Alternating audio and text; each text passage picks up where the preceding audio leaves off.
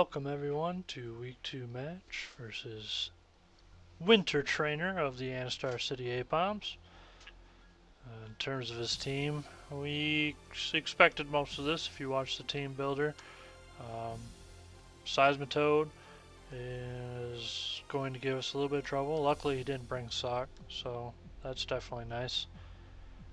Gudra we should be able to handle with most of our physical threats, and Mamoswine. So it's definitely going to come to a point where we get that Dusclops, lure that Dusclops in to get some Will-O-Wisps off, maybe switch into some Infernape, get that sub off like we had planned. Just try and keep that Gyarados from coming in early. So in terms of leads, I really like Mamoswine here to get rocks up early, but problem is if he leads aggressively with something like Mega Gyarados, he kind of really hurts us. We set up, or we start really bad. Tornadus is probably the safe lead because I can knock off just about anything relevant, and you turn out into something I might need more. Say Mega Venusaur if he leads Seismitoad. Seismitoad is almost certainly his lead here. Because it's the only thing that can probably reliably set up rocks. But as much as I'd like to go Venusaur to try and counter that, I think Tornadus is the safer pick in case he does something else. So I think I'm going to go Tornadus here. I mean, Rotom Fan would be kind of nice, I guess, but because it has Volt Switch, but it's weak to Seismitoad because it can't Volt Switch out. Seismitoad being a ground type. We'll turn the timer on and let my opponent here. Good luck. I'm not sure how I feel about the timer in this league. Naturally, people who've seen my EGL videos know that I am a little bit slow in my picks, so the timer actually hurts me more than most people. So we did lead with a Seismitoad, which we kind of predicted well. Our game plan here really is knockoff or U-turn. There is something to say for U-turning out right now, but because of Regenerator and being Assault Vest, taking the Scalds, I think knockoff's fine here. We definitely outspeed, of course. So the only thing he really has, or really he can do, is switch into like either Mega Gyarados or possibly like a Thundurus to counter our Tornadus, because Thundurus outspeeds us. So knockoff would be kind of cool to get the Thundurus' item off, especially if it's Life Orb. So we'll kind of go knockoff here, I think.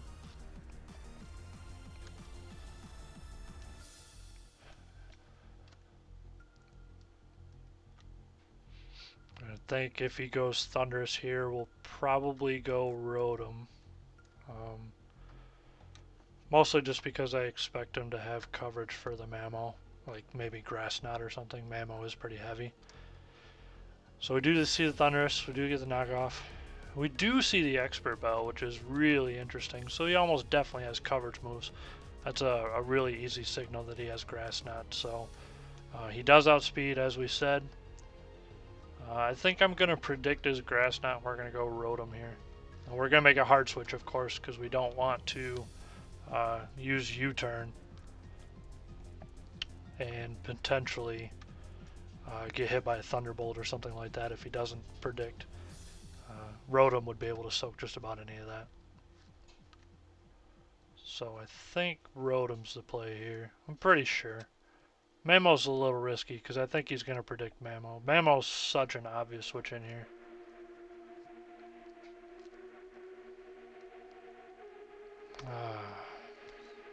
Yeah, we'll go Rotom. And we do predict the Grass Knot, so that's good on us. That does like no damage at all. 3%. Leftovers will cover that. So obviously he outspeeds. I don't expect him to stay in. If he's really saucy, he might stay in and Thunderbolt, but I think he's going to switch out, and Will-O-Wisp is probably our safest one in case he switches in the Seismitoad. Okay, so Dusclops comes out. We miss the Will-O-Wisp, which is brutal. That's not good for us. We could try and Willow again. I expect him to Will-O-Wisp here. So, I mean, I don't want to switch into an offensive threat yet. I kind of want to soak the Will-O-Wisp first. Scrafty could come in because of Shed Skin and Rest, but I kind of want to Thunder Wave it here, actually. Even though Scrafty can soak the Will-O-Wisp, Rotom doesn't really care. So I might just be able to Thunder Wave and then Volt Switch out, since I do outspeed. Because Scrafty outspeeds too. Maybe. Scrafty speed's only like 150 something, as we saw. So he might outspeed, but I don't think he will. He's not going to be max bulk, or he's not going to be max speed. He's going to be bulky. So we do get the Thunder Wave. He does Will-O-Wisp as we expected. So now I think is a safe bet to Volt Switch into Scrafty, maybe. Yeah, Scrafty seems pretty good here, because now we can set up a bulk up. Okay, he does get the Para, which is nice. This should set us up for an easy bulk up, I think. He might stay in and try and Willow, but I actually kind of expect him to go Mega Gyarados here. Get the Intimidate off. He might think we're Dragon Dance. So he'll want to get the Intimidate off. And we'll be able to capitalize on it by getting an early +1 defense. And this will set us up to tank just about any hit from anybody on his team.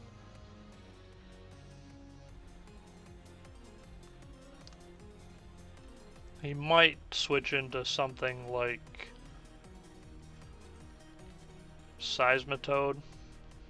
Try and get some Scald Burns. It might be a fully defensive Seismitoad, but I would think he'd want to get aggressive here, not knowing if we're Dragon Dance, just to make sure we don't set up.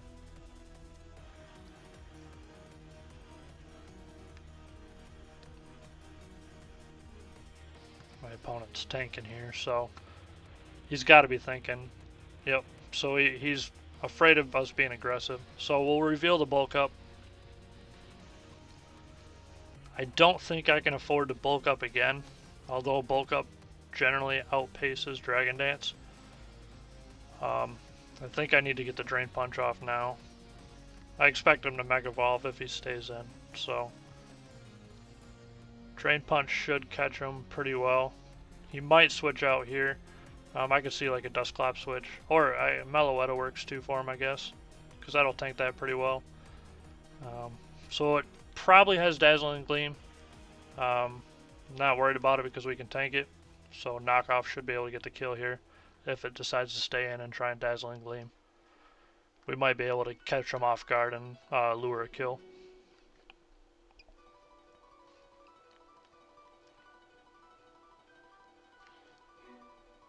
If he stays in, we get the kill. He'll probably send Thundurus out to revenge kill, which means we'll have to switch into Mamo or Rotom.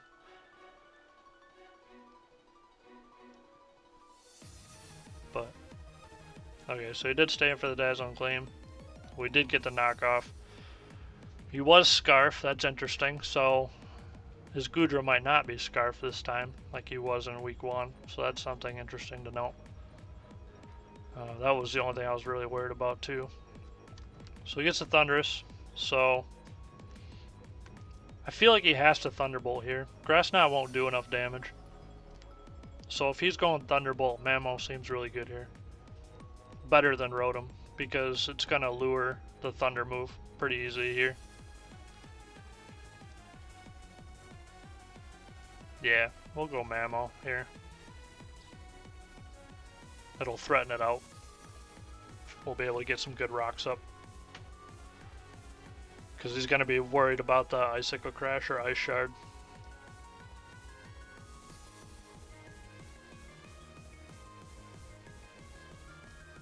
Well, we do predict the Thunderbolt, which was expected. I think we'll continue the game plan and go rocks here. He's going to switch out because he's going to be too afraid to stay in.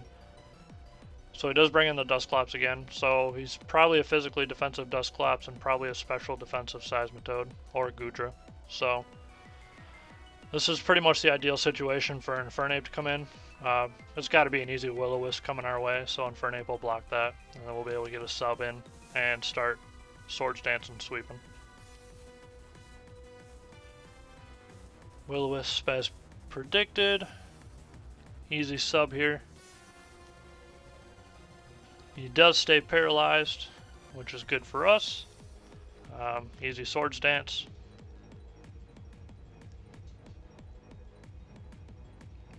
If he switches, he'll probably switch into Seismitoad here. But him being physically defensive, he might not know what coverage I have other than Flare Blitz. Ooh, double para. That's not good for him. So we could Flare Blitz now. It's still probably a 2-hit KO. It might be better to Swords Dance once more to get the clear kill, but Flare Blitz is coverage in case he switches out here.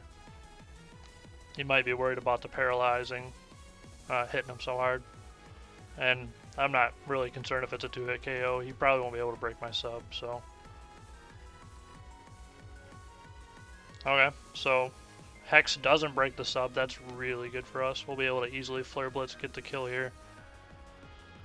His biggest threat is probably Seismitoad, I would think. But at this point, I don't think anything can live except maybe M-Gyarados. So, yeah, he'll bring in Seismitoad. Seismitoad can live a hit, could probably break the sub, or has Aqua Jet. I'm pretty sure it has Aqua Jet. Close combat will take him out, though. We'll just, it's pretty much easy here, just pick the coverage move that isn't resisted. Guja resists Flare Blitz, so we'll close combat again. Oh, he is Scarfed. Okay.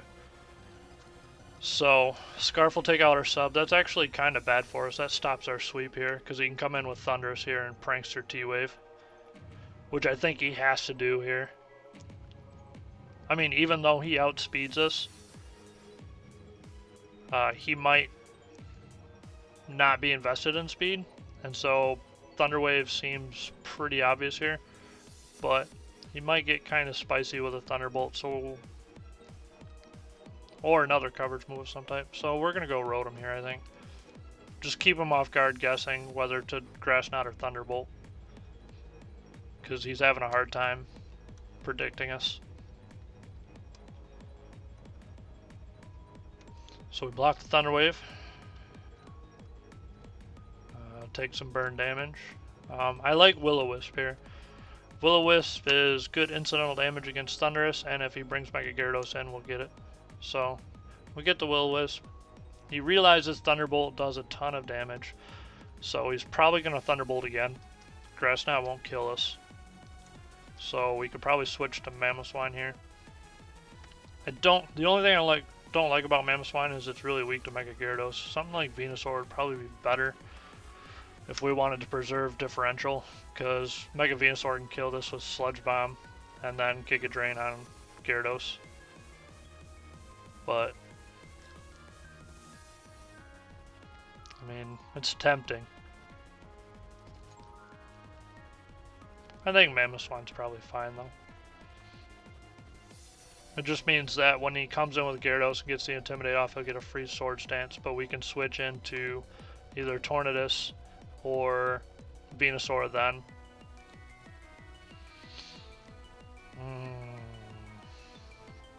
Guess I'm worried about Venusaur taking too much damage and getting killed by Mega Gyarados. I think I'll just stay with Mamoswine. I'll go with my gut here. May be wrong, but we block the Thunderbolt. So Ice Shard's an easy kill here. And we'll stay at the 6 to his 1. Gets the Intimidate off, rocks damage. He has to Dragon Dance here. So Venusaur or Tornadus would be the question. Scrafty doesn't have the health to do a whole lot. Rotom also doesn't have the health to do a lot. Infernape is going to be too slow after a Dragon Dance. Tornadus has better speed, and it does have superpower, so we should be able to catch it with a superpower. And if not kill it, definitely put it within range for Mamoswine to kill it. Because Mamoswine still has a Sash intact, he's still at 100%. It's tempting to go Venusaur here. Preserve differential. Because Tornadus might not be able to live some hits. But I think I can live a +1. So +1's enough to get a superpower off. That's all I need.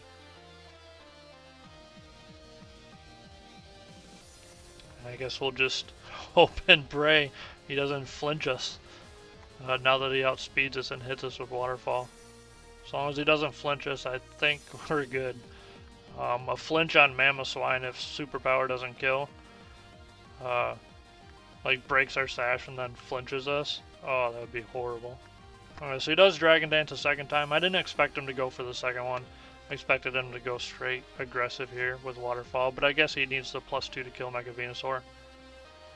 So, from here, we know Mamoswine can kill with Earthquake at this range, now that he's not flying, so we need to find a sack to get Mamoswine in. Go Rotom! You're gonna be our sack today, buddy. Scrafty's got to kill and you don't. We'll bring in Mamoswine. Easy Earthquake. Sash will prevent us from dying. No flinch. Come on, no flinch. Alright, no flinch. And Earthquake kills. So we'll take the 5-0 win. Good game to my opponent, the winner trainer. I think we both played really good. I just kind of outplayed him a lot. With the predicts on Mamoswine and Rotom. And then the sub Infernape just did real work on him. So, realistically, the only thing I can think of that I might have changed is the Venusaur versus Tornadus play, or Venusaur versus Mamoswine play at the end.